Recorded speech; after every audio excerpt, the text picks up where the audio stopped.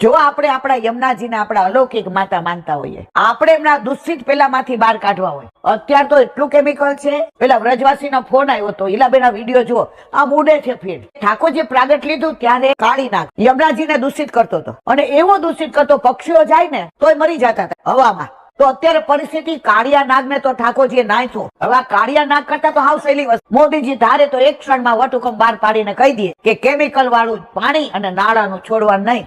આપડા યમુનાજી પાછા સોળે શણગાર સજી, હાથમાં કમળના માળાથી લઈ ઠકરાણી ઘાટે વલ્લભે પૂછ્યું, ડમલા આમાં કયો ઠકરાણી ઘાટ અને કયો ગોવિંદ ઘાટ? તરત મહારાણીએ પ્રગટ થઈને કહ્યું, મારા વાલા વલ્લભ, આ ઠકરાણી ઘાટ અને આ ગોવિંદ ઘાટ. આવી લીલાના દર્શન આપણને થાય અને આપણા યમુનાજી જલ્દીમાં જલ્દી મૂળ સ્વરૂપ ધારણ કરે એવી મારા વલ્લભના ચરણારવિંદમાં વિનંતી.